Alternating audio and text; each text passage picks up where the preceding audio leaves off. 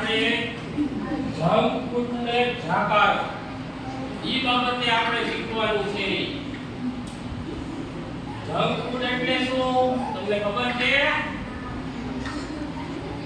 Junk ફૂડમાં શું આવે?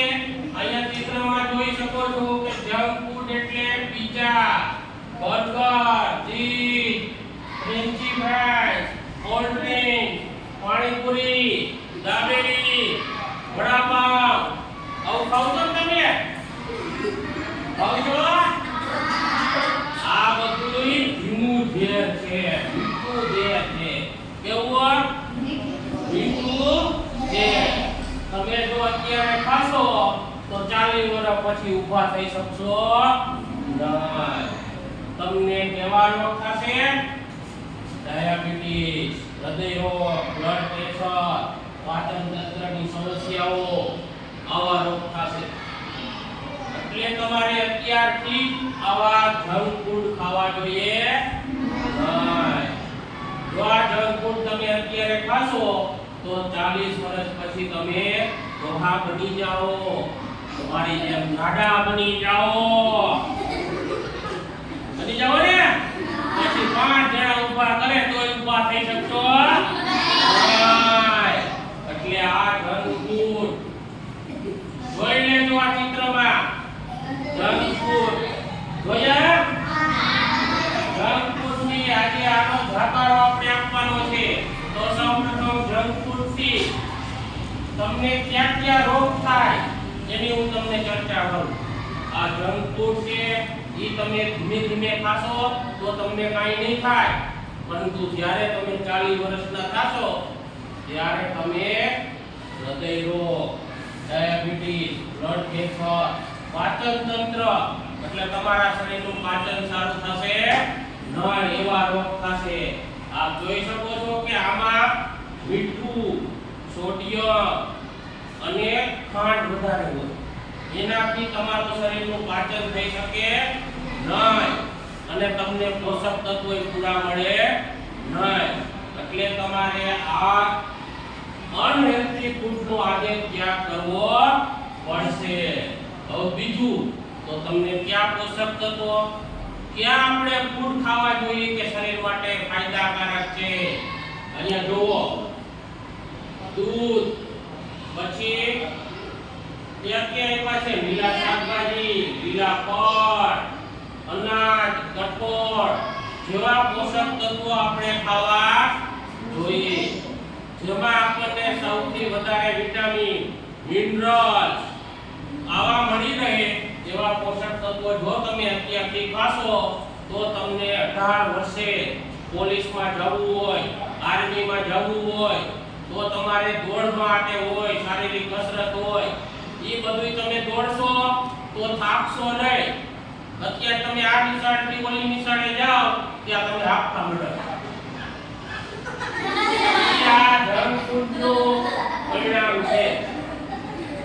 જો તમે દોડો અને શ્વાસ ન ચડે એ માટે તમારે ત્યાંથી જ આવો ખોરાક ખાવો પડશે. જો તમે આવો ખોરાક ખાશો તો જ તમે 18 વર્ષે એક યુવાન બનશો. લશ્કરમાં, આર્મીમાં, પોલીસમાં જેને જવું હોય તેને 18 રાઉન્ડ મારવાના હોય. કેટલા? 18 રાઉન્ડ તમે પૂરા કરી શકશો. નહીંતર એક રાઉન્ડમાં થઈ જાઓ ને?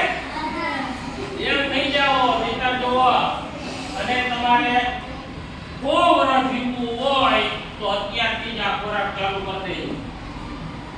જો તમે નાનપણથી ખાઈ રાખશો તો આ બેબીમાં કઈ ન થાય, પણ 40 વર્ષે ખાવ ને ત્યારે આની અસર દેખાય. એટલે જો તમારે હૃદય રોગ, ડાયાબિટીસ, બ્લડ પ્રેશર, આમાં સોડિયમ વધારે હોય એટલે તમારું બ્લડ પ્રેશર થાય, આમાં લોહી તમારું સર્ક્યુલેશન કરે નહીં. પછી પાચન તંત્રની સમસ્યાઓ આપણે વિજ્ઞાનમાં જોયું ને, પર્યાવરણમાં પાચન તંત્ર થાય તો એ મોટા આંતરડામાં હલવાઈ જાય, પછી આગળ વધે નહીં. અન્નનળી તમારી ફૂલી જાય, અન્નનળીમાંથી આગળ જઈ ન શકે. એટલે પાચન તંત્રની સમસ્યાઓ. પછી પોષક તત્વો, તો આ જંક ફૂડમાં પોષક તત્વો હોય જ નહીં. ખાલી તમને સ્વાદમાં મીઠા લાગે, દેખાવમાં સારા હોય, પૈસા બહુ હોય. કેટલા પૈસા હોય તમે જાઓ તો બીજાના 200 રૂપિયાથી ચાલુ થાય ને, તો એના પૈસા જાજા હોય, દેખાવ સારો હોય, પોષક તત્વોના નામે મીંડું. પોષક તત્વ એમાં હોય નહીં. એટલે તમારે આ વસ્તુ સરકારે પોષક તત્વ નાસ્તામાં હું ચાલુ કર્યું? કઠોળ, સિંગદાણા ચાલુ કર્યું. એ સરકારે સર્વે કર્યો હતો કે બાળકોમાં પોષક તત્વોની ખામી છે. અમારા સમયમાં નથી, અમારા અત્યારના સમયમાં બાળકોમાં પોષક તત્વોની ખામી છે, તો આ લોકોને કઠોળ વધારે આપો. એટલે સરકારે યોજના અમલ કરી. ભાઈ 2 મહિના પહેલા આવતો કઠોળ, એ હમણાં ચાલુ કર્યું. એટલે આ તમને આ કઠોળ, દૂધ બધું ખાવું જોઈએ. જો તમે વહેલી તકે આ જંક ફૂડનો ત્યાગ કરશો. જંક એટલે એનો અર્થ થાય છે કચરો. શું થાય છે? કચરો. જંક એટલે કચરો. તમે કચરો ખાવ છો. આ ફૂડ ખાવ ને તો હું ખાવ છું કચરો. એટલે તમારે જંક ફૂડને જાકારો આપવો જોઈએ. કચરો પર થાય તો આ સારું લાગે છે, પણ એ છે કચરો. શું છે? કચરો. એટલે જંક ફૂડ એક મીઠું ઝેર છે. તમને અત્યારે નહીં ખબર પડે, કેટલા વર્ષે ખબર પડશે? 40 વર્ષે. આના બચવાના ઉપાયો એકદમ સરળ છે. જંક ફૂડથી એને બહુ ખાવાના નહીં. ખાવાનું તે ના નહીં લેવાનું. પછી સવારમાં તમે કઠોળ ખાઈ લેવાનું, 2 કાજુ બદામ ખાઈ લેવાના. તમને 8ના નંબર કોઈ દિવસ નહીં આવે. બદામ ખાઈ લેશો તો 8ના નંબર કોઈ દિવસ નહીં આવે. લીલા શાકભાજી ખાઈ લેવાના. બરાબર?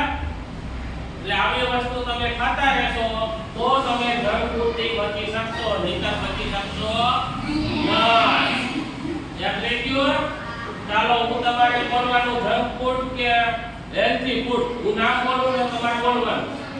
ચાલો બર્ગર, જંક ફૂડ, કઠોળ, હેલ્ધી ફૂડ, દૂધ, પીઝા, પછી પાણીપુરી, વડાપાવ, કાજુ બદામ, ગાજર, પપૈયા, તાજા બધા પૌષ્ટિક ફળ, એ બધા હેલ્ધી ફૂડ. એટલે હવે તમને ખબર પડી ગઈ કે આ ફૂડ હેલ્ધી ફૂડ છે અને કયા ફૂડ અનહેલ્ધી છે.